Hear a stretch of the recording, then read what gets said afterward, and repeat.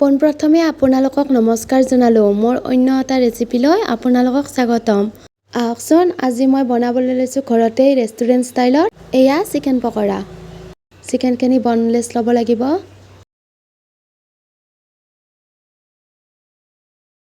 চিকেনখিনি ভালদৰে ধুই ল'ব লাগিব। এয়া মই এনেকৈ ভালদৰে ধুই লৈছোঁ।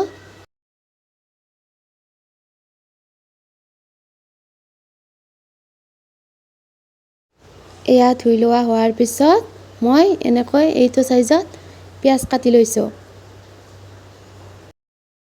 এয়া নেমু কাটি লৈছোঁ। নেমুৰ ৰস অকণমান দিব লাগিব। এয়া নেমু ৰসখিনি দি লৈছোঁ। নেমু ৰসখিনি দিয়াৰ পিছত এয়া মই পিঁয়াজখিনি ধুনীয়াকৈ মোহাৰি লৈছোঁ। তাৰপিছত পৰিমাণ অনুযায়ী এয়া নিমখ লৈছোঁ।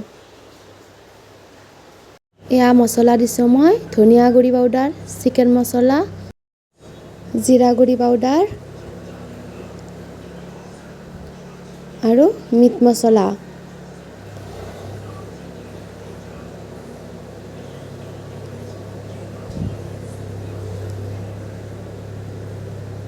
গোটেইখিনি মছলা দিয়াৰ পিছত মই এনেকৈ গোটেইখিনি মোহাৰি লৈছোঁ।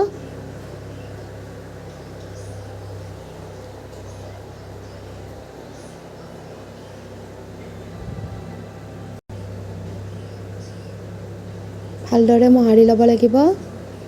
তাৰপিছত মই এয়া মেৰিনেট কৰিবলৈ ফ্ৰিজত থৈ দিছিলোঁ 1 ঘণ্টাৰ কাৰণে।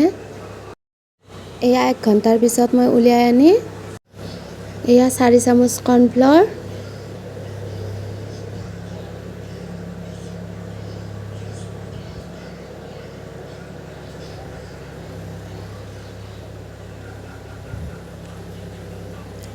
এয়া ৰেড চিলি পাউডাৰ, এয়া কালাৰ আহিবলৈ অকণমান ফুড কালাৰ আৰু এয়া বেকিং পাউডাৰ, এয়া আদা নহৰুৰ পেষ্ট। মই আগতে দিব পাহৰি গৈছিলোঁ, সেইকাৰণে এতিয়াই দি লৈছোঁ। আৰু এয়া ময়দা গুড়ি সৰু কাপেৰে 2 কাপ দিছোঁ মই। এতিয়া গোটেইখিনি এনেকৈ ভালদৰে মঠি ল'ব লাগিব। এয়া মই আটা মঠাৰ নিচিনা এনেকৈ মঠি লৈছোঁ।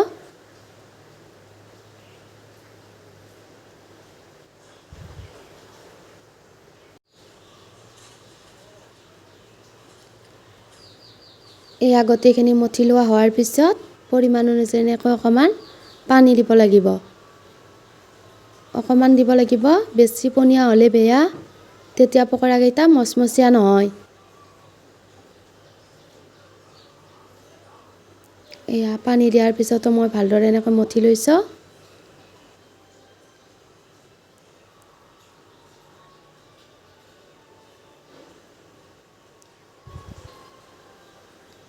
এয়া কি ধুনীয়া হৈছে চাওকচোন। এতিয়া মই কেৰাহীটো গেছত পাতি এয়া ৰিফাইন গৰম হ'বলৈ দিছোঁ। কেৰাহীটোত ৰিফাইন অলপ বেছিকৈ দিব লাগিব, তেতিয়াহে পকৰাকেইটা ভাল হয়। এয়া ৰিফাইন গৰম হোৱাৰ পিছত মই এটা এটাকৈ এনেকৈ পকৰাকেইটা বহাই দিছোঁ। এনেকৈ এটা এটাকৈ বহাই দিব লাগিব।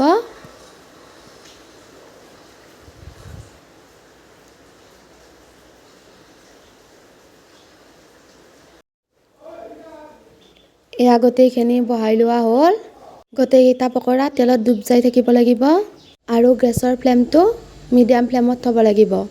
10 মিনিট পিছত পকৰাকেইটা লুটিয়াই দিব লাগিব, তেতিয়াহে এই ছাইডটো ভালদৰে সিজি উঠিব। চাওকচোন ইমান ধুনীয়াকৈ ফুলি আহিছে।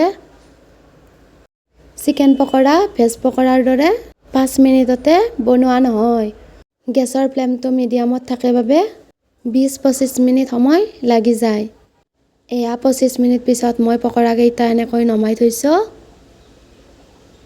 মই আধা কেজি মাংসৰ বনোৱাৰ বাবে এবাৰতে নহ'ল, 2বাৰ ভাজিব লগা হৈছে, কিন্তু ভিডিঅ' ক্লিপ এবাৰৰে লোৱা হ'ল।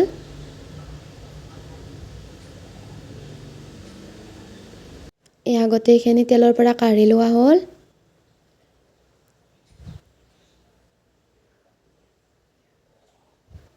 এয়া চাওকচোন খাবলৈ কিমান মচমচীয়া হৈছে। আপোনালোকে এনেকৈ কেতিয়াবা বনাই খাবচোন। নিজৰ হাতেৰে বনাই খোৱাৰ আমেজেই সুকীয়া। ভিডিঅ'টো কেনেকুৱা পালে জনাব। লাইক, কমেণ্ট আৰু মোৰ ভিডিঅ'সমূহ পাই থাকিবলৈ ইউটিউব চেনেলটো ছাবস্ক্ৰাইব কৰি থ'ব। আজিলৈ ইমানেই।